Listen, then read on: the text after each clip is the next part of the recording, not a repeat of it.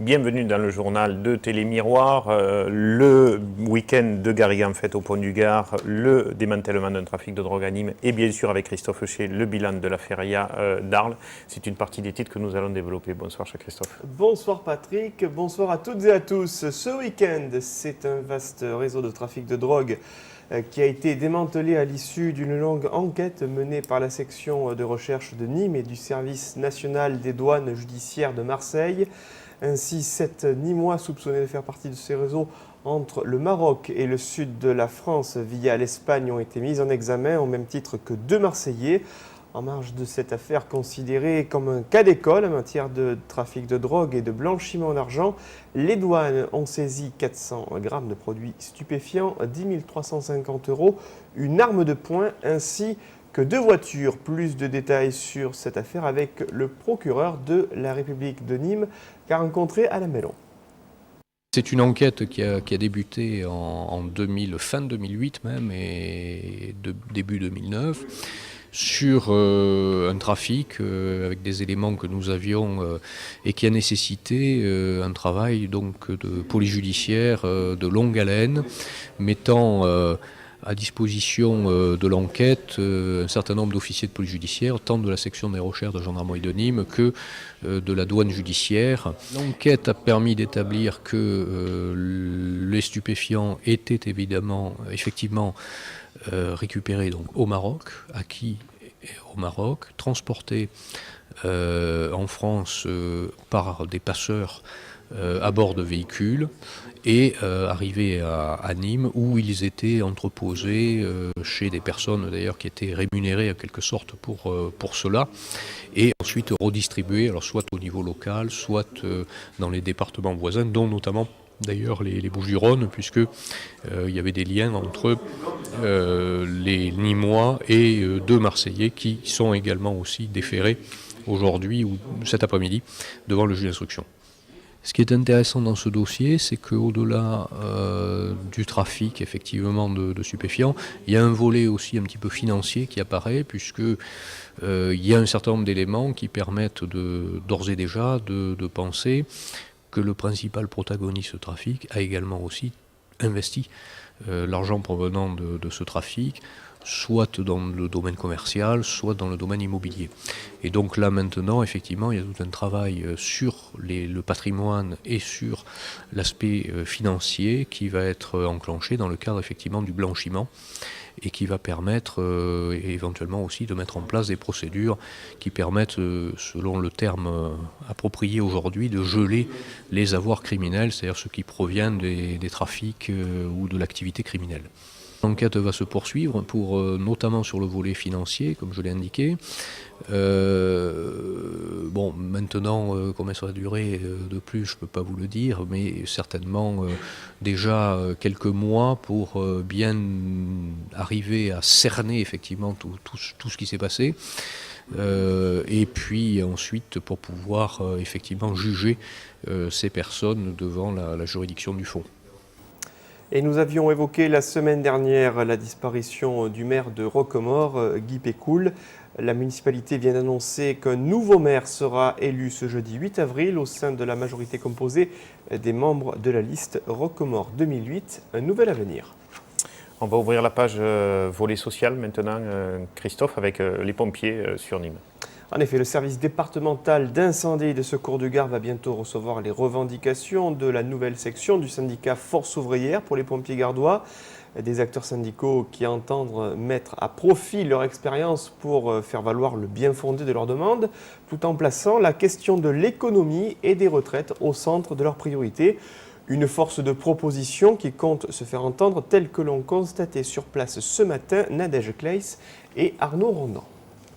Créée en janvier dernier, la section Force ouvrière des pompiers du Gard veut se positionner comme force de proposition auprès du Conseil général. Face aux difficultés financières des départements, Force ouvrière assure avoir des solutions pour faire des économies et relancer l'investissement. Nous allons envoyer une lettre ouverte également à M. Pissas, Alexandre Pissas, qui est président du SDIS et M. Alary, où dedans nous allons lui faire part d'une dizaine de mesures conservatoires qui permettrait de faire des économies nécessaires actuellement pour continuer à fonctionner correctement. Depuis une dizaine d'années,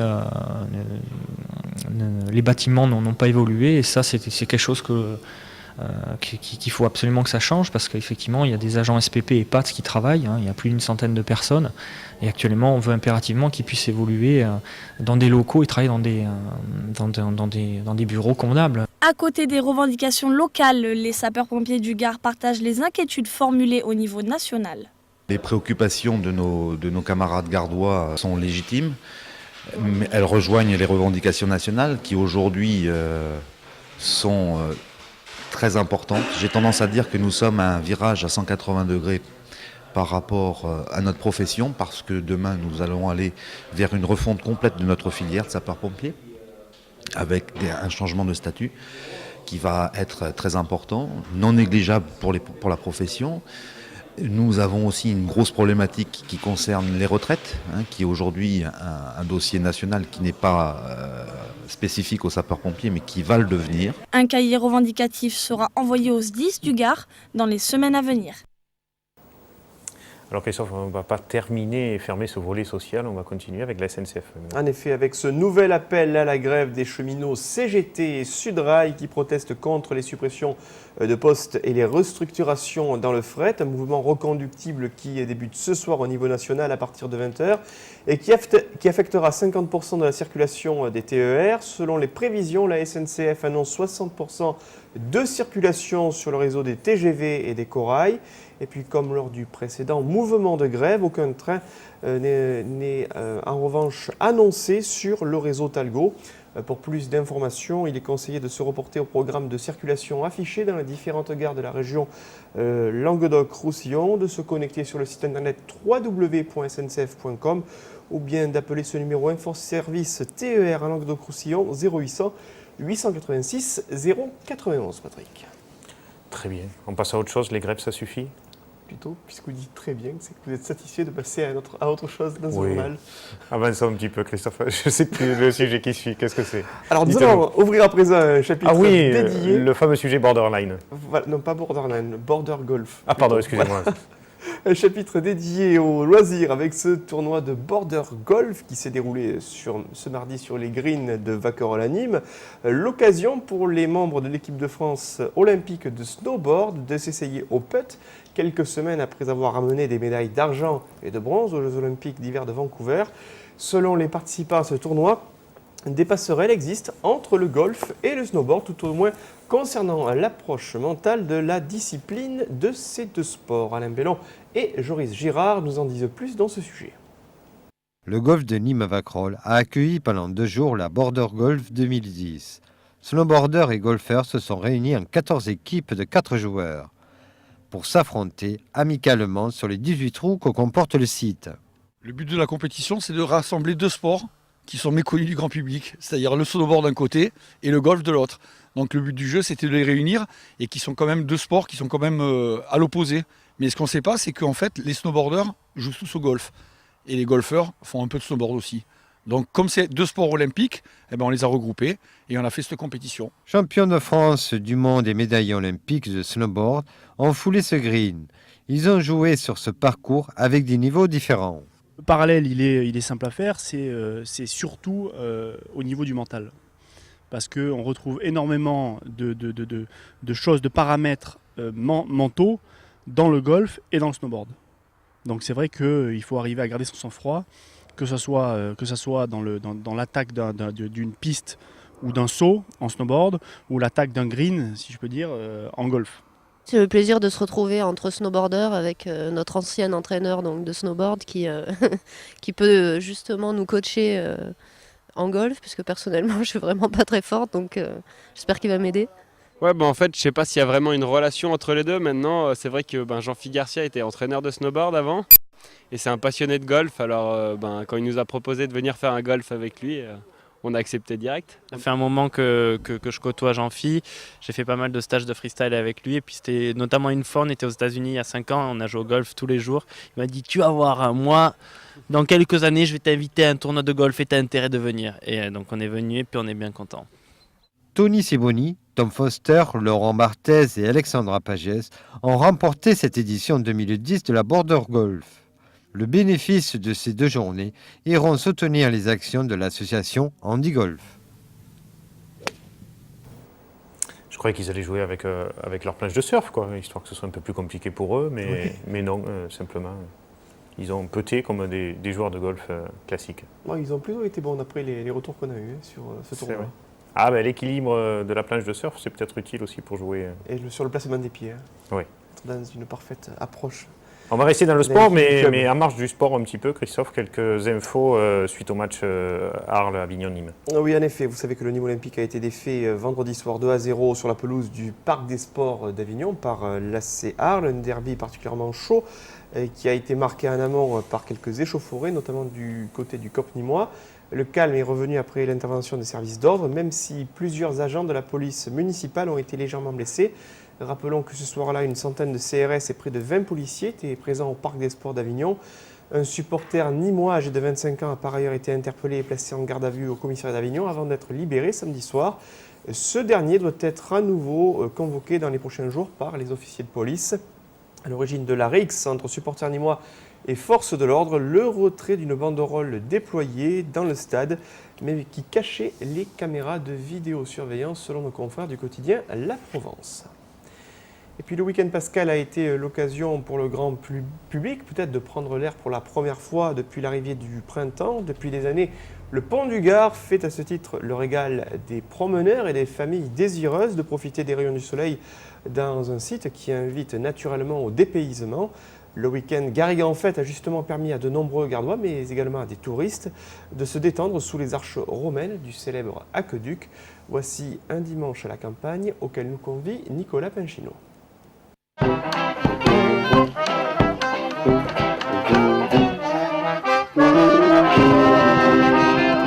Quand Pâques est là, de nombreux Gardois se rendent au Pont du Gard pour le traditionnel pique-nique pascal. Depuis 8 ans, la manifestation Garrigue en fête anime les lieux. Marché de producteurs, musique, animation culturelle, animation pédagogique, il y en a pour tous, petits et grands. Et si l'an passé, pendant les 3 jours du week-end pascal, 20 000 personnes avaient visité le site, cette année, les organisateurs ont compté plus de 25 000 visiteurs. Une forte progression qui s'explique par la gratuité des parkings et le beau temps qui avait fait défaut lors des éditions précédentes. J'ai cru comprendre qu'il fallait savoir donner pour recevoir, à tous les sens du terme. Quand on invite chez soi, en général, on ne fait pas payer. Ici, en terre gardoise, c'est une tradition de savoir bien accueillir. Et bien, à un moment où c'est toute une symbolique, c'est l'identité d'un site, l'identité d'un territoire, il faut savoir l'apporter aux autres en offrande. C'est ce que nous faisons. Et regardez, pour le plus grand bonheur de tous ceux qui sont là, qui, croyez-moi, auront envie de revenir ou de faire savoir qu'il faut venir ici. C'est ça l'enjeu. Si les adultes profitaient d'un pique-nique en musique à l'ombre des chênes ou des siestes musicales, les enfants en prenaient plein les yeux et plein les oreilles. Chasse à l'œuf, atelier peinture ou encore jardin musical. Sans oublier un atelier de grimpe aux arbres au pied du Pont du Gard pour les sportifs et balade en calèche pour une visite de la garrigue. Parmi les visiteurs, si les Gardois se réappropriaient leur Pont du Gard, les touristes étrangers notamment n'étaient pas en reste. C'est la force du Pont du Gard, c'est la force de ce site, c'est très très international et ça c'est très bien pour les Gardois. L'opération Garrigue en fête lançait une année anniversaire pour le Pont du Gard qui fêtera tout au long de 2010 les 10 ans des installations et aménagements du site. Et puisque l'eau était à l'honneur lors de ce week-end Garrigue en fête, n'oublions pas d'évoquer la suite de la semaine du développement durable qui s'achèvera demain mercredi. Une initiative de l'État afin d'inviter les entreprises, les associations, les services publics, les collectivités et les établissements scolaires à promouvoir les principes du développement durable, à savoir la prise en compte des aspects écologiques généraux au niveau économique et mondial, Patrick. D'autres infos, Christophe? On va parler un petit peu de feria. Un petit peu de feria, ben forcément. Hein. Vous n'avez pas l'air trop marqué quand même après cette feria d'Arles. Il faut tenir bon. Après 4 jours et 4 nuits où la ville d'Arles a vibré au rythme des bandas, à la chaleur des bodegas et à la fièvre de la feria.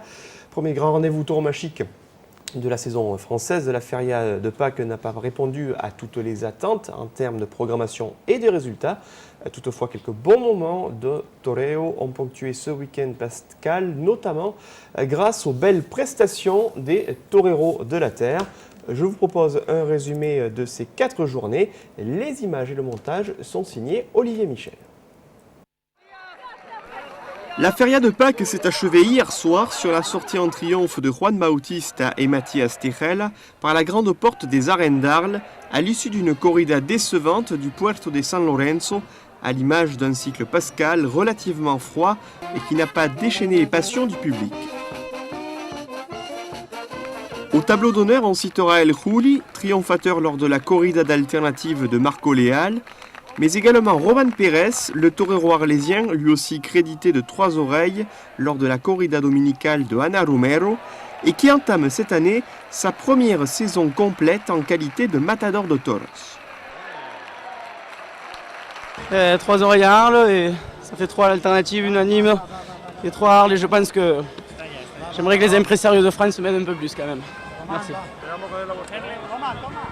Autre torero arlésien sous les feux de la rampe, Marco Leal a été sacré matador le vendredi après-midi des mains d'El Juli et en présence de Sébastien Castella face au taureau de Domingo Hernandez. Un échec avec l'épée l'a toutefois empêché de prétendre à la moindre récompense. Ouais, une grosse déception.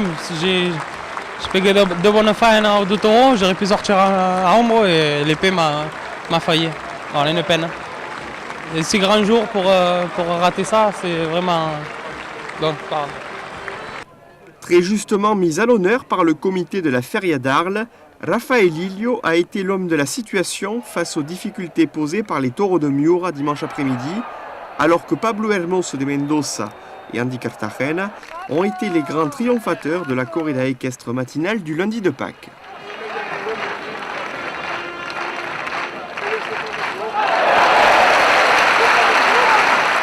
Parmi les autres temps forts de cette feria, les aficionados auront noté le tour de piste posthume accordé à un novillo de Bloorn lors d'une course marquée par la disposition de Thomas Joubert et Juan del Álamo. Le même jour, c'est le torero colombien Luis Bolivar qui a sauvé la corrida concours de la torpeur en ravissant avec la manière l'unique oreille de l'après-midi devant l'exemplaire de Flor de Jara.